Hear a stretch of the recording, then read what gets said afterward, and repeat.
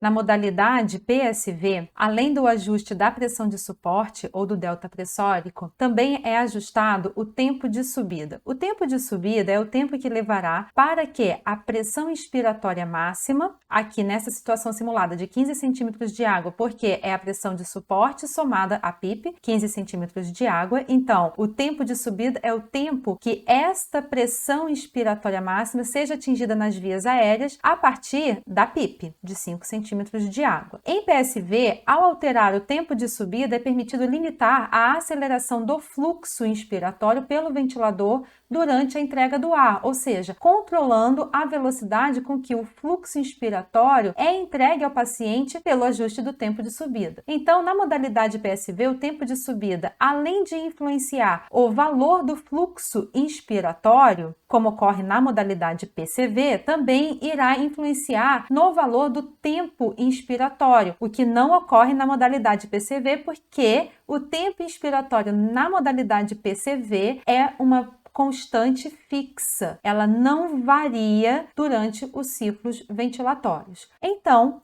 em PSV, quanto maior o tempo de subida ajustado, mais limitada a aceleração do fluxo inspiratório, menor o fluxo de ataque, fazendo com que leve mais tempo. No caso, ocorre o aumento do tempo inspiratório e, consequentemente, a oferta do volume corrente para que a pressão inspiratória máxima seja atingida. Então, vamos entender na prática como isso ocorre aqui utilizando o SDVM. Eu disse que quanto maior o tempo de subida, portanto, eu vou alterar o tempo de subida para 0,30 segundos, vou confirmar e vou aguardar o software processar esse meu ajuste, alguns ciclos ventilatórios. Agora, observe os valores que vão ser alterados, tanto do volume quanto do tempo inspiratório e do fluxo, que foi o que eu falei anteriormente. Quanto maior o tempo de subida, observe que alterou o volume inspiratório, aumentou o tempo de subida e reduziu o fluxo inspiratório.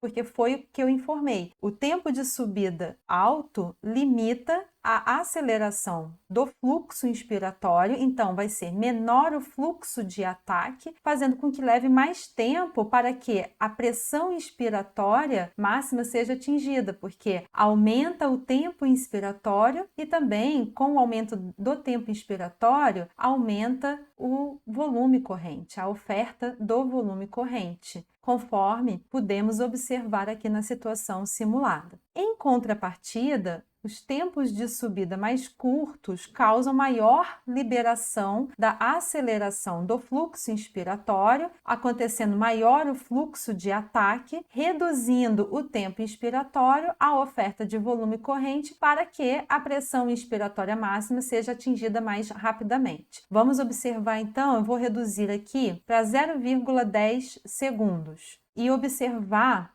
a alteração que vai ocorrer nos valores do volume, do tempo e do fluxo inspiratório.